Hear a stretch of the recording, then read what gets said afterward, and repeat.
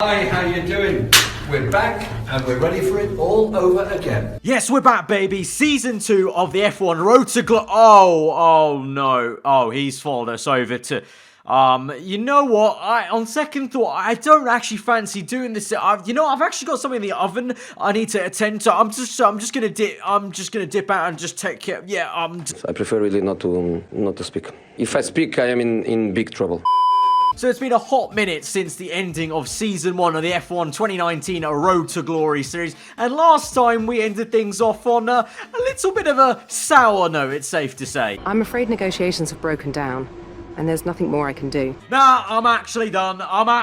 You know what? It's been good, Williams. It's been good, but I'm off. I can't take any more of this. I'm gone. I'm gonna go find a bridge and jump in off it. But no, I'm gone. I'm out of here. Goodbye, Williams. Goodbye. Thanks for nothing. But as you can clearly see by this video being in existence, Williams managed to fish me out of the river that I actually accidentally jumped into when I jumped off that bridge. I didn't actually see there was a river there to save my fall. Rather unfortunate, to be honest. But Williams fished me out, and Claire was very eager to get me back into the negotiation room to table a deal, and eventually we did get a very spicy deal. I mean, it had to be, because there was no way I was going to come back and drive that absolute boat of a car for nothing. But we're here, Season 2, the F1 Road to Glory. It's time to get to work. Well, mates, welcome back to the team. You're going to be sat right over there, but I've got to be honest with you, since last season we haven't really made much progress with the car. Well, if nothing, really. We're kind of gone backwards, actually, but we got a new caterer in the hospitality, so who's the real winner around here? So see you around, mate. So Carl there, our engineer, being useful as ever, but let's have a look then at the damage done over from Season 1 to Season 2, and speaking of damage, it looks like there's a bit of damage. We've somehow got negative resource points going to Season 2, minus 753, so Williams have gone into debt from the last time we drove with, and that's just great. That's the kill me now. Right, so effectively what that means is for at least one episode or two, I'm gonna have to just race to just earn back our money and earn back our resource points to just get back in the green. I don't know how they've done that. They've got an upgrade on the engine side of thing that's failed as well. So they not only failed an ultimate upgrade into this second season, they also managed to spend excess money that they didn't have. So that's great. As we look through and look at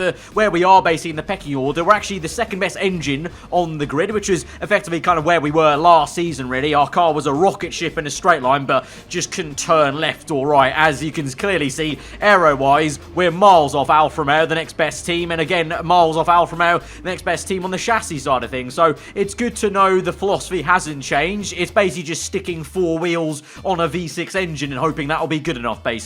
So we've got a lot of work to do for the first few episodes just to get the resource points back, then hopefully redo that failed ultimate upgrade, which could see us shoot up the order quite a fair bit, because the fuel spread isn't too bad, but you can clearly see from Season 1 to Season 2 here, it's a downward trajectory, which is never what you want to see. And if you'll notice, actually, we're the only team, really, apart from, actually, Red Bull, I lie, Red Bull have moved a little bit, but apart from that, we're really the only team that has gone down from where we were in Season 1 by a considerable amount. So, what's the phrase? Start as you mean to go on? Yep, that seems about right here for Williams. Yep, seems about right. But now, you know what? Let's keep spirits high, guys. We finished in P10 in the Drivers' Championship last season and P7 in the Constructors. We have got to be aiming for higher than that. You know, comfortable top 10 in the drivers, and we need to be looking at being best of the rest of the midfield, really, if we want to try and, well, hopefully get said glory that's in the title before I literally die of old age. So with that, let's dive into our very first lap in anger with this Williams at the Australian Grand Prix for Season 2, chucking into turn 1 and locking up and already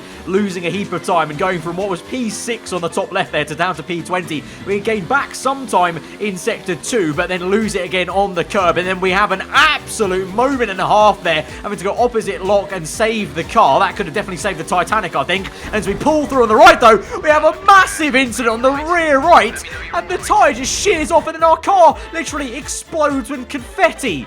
So it seems like our car is still made out of blue tack and Brit stick, and looks like it has party poppers in the middle, because look at about the amount of spray that's come out of the car. It's made out of floorboards. It's unbelievable. And so that's an excellent way to start off Season 2. A DNF, and I think you'll be very familiar with this animation site throughout this season, so that's great. Although, you know what, we still came in P18 with no time because Ricciardo and Sainz also did not have a time. Robert Kubica comes in P16, which is probably the highest he's ever been in the series, so actually, it's a big win today. It's actually a success. So you know what? We might have a decent chance of some actual glory here in Season 2 if it continues like this. In reality, though, this race might be a little bit painful. The car did not feel great, especially in Sector 1. It is good in a straight line, which will help us in the races, more so than quali, obviously, with Slipstream, DRS. Hopefully, we can make some moves. But we're going to be going into these races exactly like we did in Season 1, trying to survive the race, get through the first lap, and then pick up the pieces where people are falling over. That's exactly how we did it last season, and we came away with some really good positions, actually. So just need to be careful, keep our nose clean, and just hope that others have issues as well. That's really, unfortunately, the biggest play we're going to get places, unless we have some amazing upgrades later on, but you guys know that was never the case last season, so why would it be this season? So in terms of strategy, we're going to be starting on the soft compound tyre, because God forbid this car is going to feel even worse on slower tyres, so I don't want to deal with that quite yet. We're going to fill up a decent amount of fuel, of course. It's early days in development of this car, so it's still going to be quite thirsty, and if last season was anything to go by, this car is literally going to gulp the fuel out and probably leak it across the track there, really, so we're going to need plenty of it to be in rich mix to try and have some sort of sense of attacking ahead. Of course, Kubica's out-qualified us, so I need to at least try and beat him today in the race. That will be the #1 goal, at least, to try and save ourselves from some sort of embarrassment, but let's just get into this then. The first race of Season 2.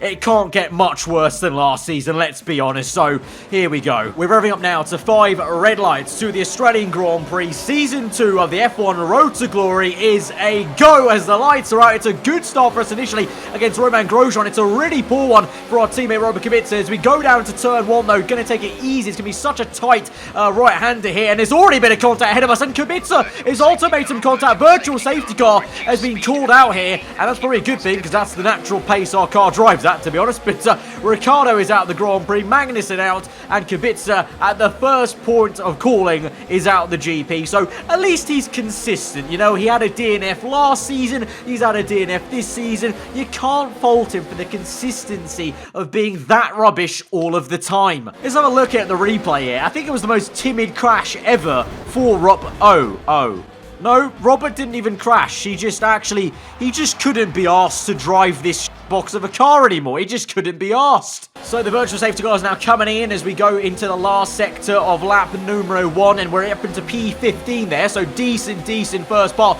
of this race. Can we try and get Lance Stroll in the Alfa Romeo? Of course, some driver transfers have occurred from Season 1 to 2. You've got Giovinazzi in the other Alfa Romeo down the inside of Raikkonen, who's moved across the Racing Point car. We've managed to get the Canadian up into P14 there, so we're now 4 places off the coveted points-paying positions, but you've got a massive roadblock ahead of us there as they're 2x2. You've got also Sergio Perez coming into the pit lane there, so we gain 1 more position up into P13. But as we move on to lap number 3, then no action as of yet here for the last 2 laps. Then we're in a sandwich of the Alfa Romeo cars. Of course, they're the closest team to us on the R&D chart, so we have to really be trying to beat them for just some sense of pride, really. If we're not getting points, let's just try and beat them on track here. So now we're closing up to Giovinazzi then. The car looking okay, actually, in Sector 2 compared to the Alfa Romeo. We're closing up on that usually flat-out right-hander for most cars, but of course for me, it's not flat-out at all, but we're making do with what we've got, really, and looks like Gio is going a little bit slow, potentially maybe some tyre wear for him on these soft tyres there. We've got an okay amount of ERS to maybe use as we go into the high-speed chicane coming up to that. And speaking of that high-speed chicane, you can see here the Ferrari sandwiched by the 2 Red Bulls. Oh, it's a massive crash there for Leclerc and one of the Red Bull cars, and it's a 2 DNF'er for those 2 into the chicane as we swing through there, the high-speed chicane. We're now on the back of Giovinazzi, and it means even more now to overtake him because he is P10. We're up into P11. This overtake will be for the first points of the season, potentially. We go down the inside of the Italian, and we are in the points-paying positions. Absolutely wonderful stuff there. So a massive collision for the Ferrari and Red Bull car has seen us up into the points here. So we're finessing and frauding our way into the points once again. Some things never change from season 1. So now we move on to lap number 4. We're in P9 right now as one other person has made a pit stop here, I believe, ahead of us there. And we're now chasing after the Russian Danka Fiat in the Toro Rosso. There's quite a big gaggle of cars actually up ahead there. It's a bit of a bottleneck and a roadblock there by the other Toro Rosso, Gasly, I believe it is. Surprise, surprise. So here we go then, DRS open, and you can see there our car is pretty nippy in a straight line. Here we go, gonna make a move. The Honda Power Toro Rosso, no match for the rocket ship we've got strapped to the back of our car. We go side by side with the Russian through turns 1 on the exit there. Little bit of wheel banging and wobbling as we jockey for position and try and play chicken with Fiat there. Round the outside we go though, and we get the move done. And so the car is actually looking okay, you know. We're up into P8 here. This is great stuff. And hopefully for the sake of the rest of this race, I don't have the nosebleed from being this high up in this car. And there's another massive crash there. Gasly has ploughed into the McLaren and sent him off, and Gasly's out the Grand Prix, and now the full safety car has been called out here. So vanilla career mode, eat your heart out. We've had a virtual safety car and a full safety car in one race here. Lap number 5, it's out, and this is perfect timing for us, you know, because we can make a pit stop under the safety car, and we're going to probably get ourselves some more positions. Now,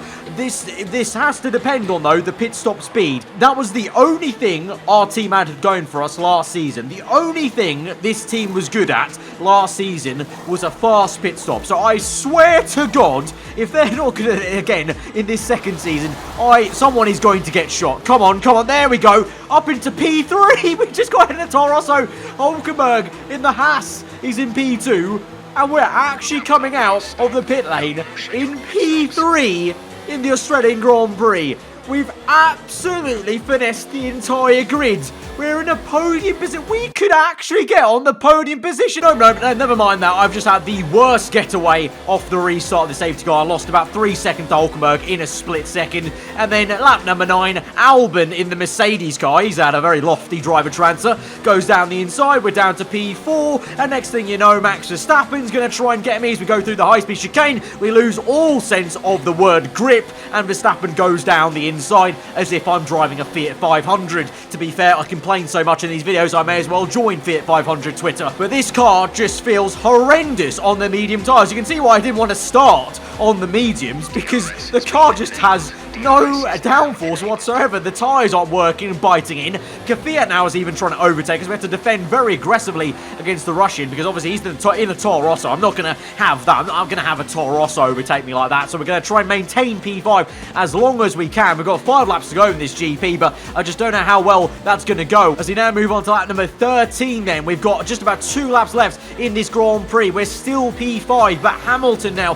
in the second Mercedes is closing up to us. He's going to have DRS, and unfortunately he's going to have this speed. We've tried as best we can to squeeze him a little bit, overtake mode going, but he just has the grip also to turn 1, lock up on the front right. You can see there a bit of a wobble and a shake on the exit as I try and get the power down as early as I can. I'm going to try a little half-hearted little lunge and try and get close to his gearbox there, but alas, it's just a pipe dream. I don't even know why I tried to think I could probably overtake him there, unfortunately. But now also I've realised Carlos Sainz is very close to our rear end here, and so the McLaren might even try and nick another place from us here, but I'm just not having it. No, I'm not having this. I'm not having this. No. We move on to Sector 3 now, lap number 14. We're being in non-ERS, trying to get back some electrical deployment, hopefully to help us out on this back straight here as we're very slow through the chicane, and the McLaren is coming. Sainz, DRS open. We're going to go to the inside to defend. We've used a bit of ERS. We're on the inside. We're going to go wide on purpose, pinch him out there, and maintain P6 for now. And now we've got one last lap to do this, but you can see the understeer is just kicking in now as the tyre wear also comes through on the medium tyres, and so Sainz might come knocking once again. Last lap of the Grand Prix now into the last sector, the same place as last lap. We've got not too much ERS actually to use,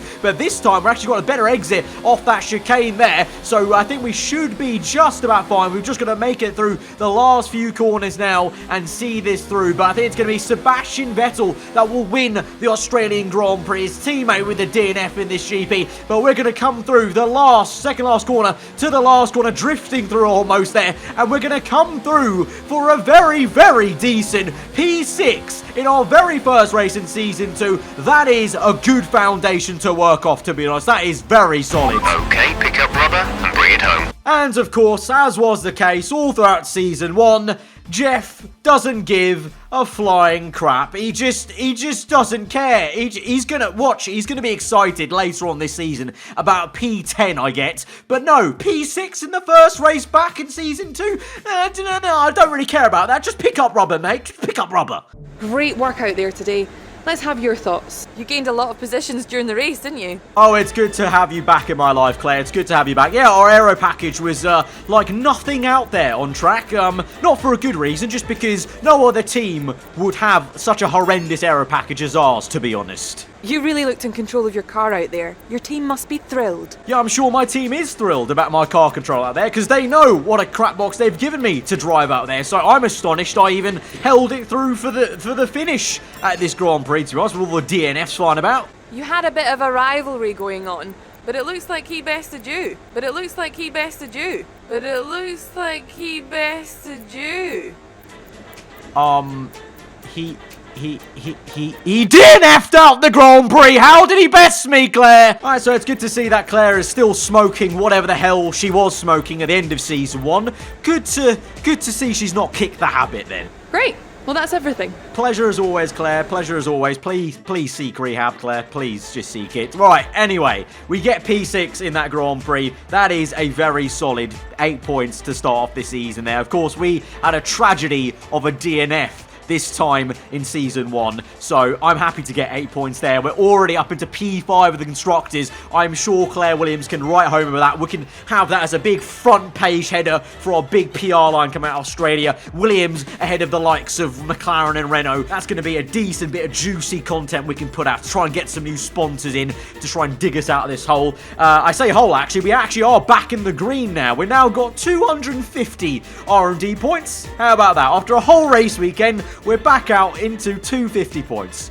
Great stuff. That's not enough for any upgrade whatsoever, but yeah, at least we're not in debt anymore. So that's been a I don't know, mildly successful first episode of season 2 of the F1 Road to Glory, guys. It's good to be back here. I hope you guys are thoroughly looking forward to this series being back on the channel. If you did enjoy this episode, then be sure to smash that like button. Let me know what you thought in the comments below. If you are new around here, subscribe for weekly Formula 1 content. I've been aarava. I'm Josh today, and I'll see you guys next time. Goodbye.